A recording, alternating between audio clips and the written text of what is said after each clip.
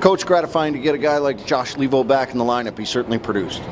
Well, we needed him. You know, you drop out Wade McLeod and Sam Carrick to injury, and you know it's nice to get Josh back in the lineup. He's a top six forward for us, and replaces some of the minutes of Carrick and obviously you know, some of the other guys that are out. So it was good having him back. He scored a big goal for us, and I thought he gave us good minutes. Update on Spencer Abbott? Lower body. We'll know more tomorrow. Both him and Tyler Biggs sustained injuries late in the second period, and we had to find a way to get one out in the third. So we'll know more tomorrow. Drew McIntyre once again comes up with another big game, 42 shots, only one goal. He was strong in everywhere you needed him to be tonight. Well, I thought we dictated the first period.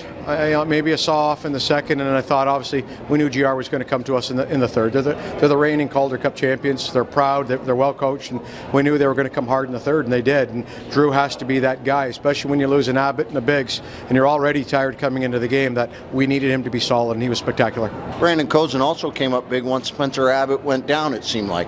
Well, it's nice we can slot him right up there, and that was a huge goal because Grand Rapids was coming late, and that seemed to quiet them down a little bit because the firepower, the ability to turn over pucks in transition, they're going to come at you hard, and that was a big goal by Brandon. I know he needed it personally. It's good for his confidence, and it was a timely goal for our team.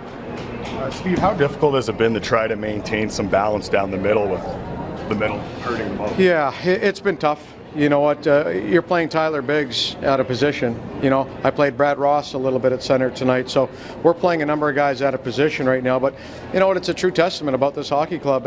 Not many people gave these guys a lot of credit this year, and I'll tell you what, they come to work every day, and you beat the Calder Cup champions 4 times this year. I don't think anybody would have bet on that.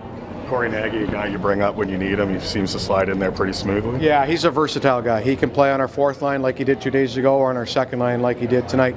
He has great speed. He can kill penalties. He can play in your power play, and he's very reliable at 5-on-5. So he's a great addition to our hockey club when we're short bodies.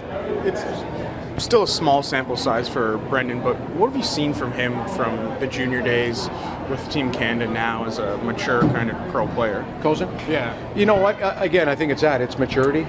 He was known as a one-dimensional player in junior, but he can play 5-on-5 as well as anybody. I think when you make trades like Crescenzi for Kozin, it's what it is. It's giving both boys an opportunity with a new coach, a new program to maybe excel. And for Brandon, we're going to need scoring. It's been our challenge this year, and he's done that for us, and we welcome that. Does he get, if Spencer doesn't play on Sunday, or if it's longer than expected, is he a guy that slots into that spot and picks up that ice time? Yeah, that's something we'll address now. Josh Levo or Kozin will jump up. But, you know, when you look at the Leafs roster with Clarkson, with Phil Kessel, with Lupul, you know, we have to maybe look at moving a Josh Levo over to left wing here for his long-term career. So it's something we have to tinker with, but first we got to get healthy.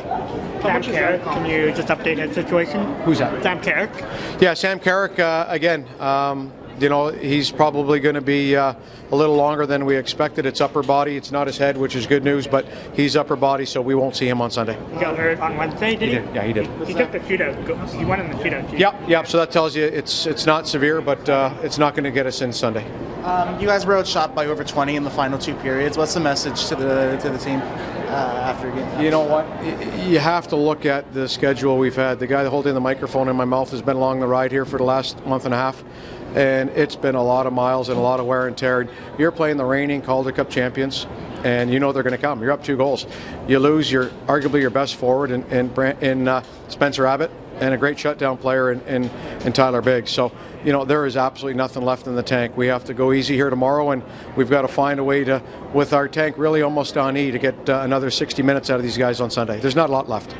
Steve, with the Olympic break now coming into effect, excuse me, and the Leafs getting some bodies back eventually, has there been any discussion with management about what you guys are doing? Yeah, that's a work in progress, and you know, we are looking forward at some point here to, you know, getting a few more forwards in our lineup. Our back end has touch wood, has been very, very successful when it comes to health, but up front we've taken our lumps and we've had call-ups. So yeah, it looks, talking to Dave Poulin, that we will get some help after the break at some point. Taking the conversation to the extent of even like a guy like Dave Bolin for a conditioning stint or anything like that? I tried my best. I did, but I think it's falling upon not great ears with Randy, but I don't blame him. Yeah.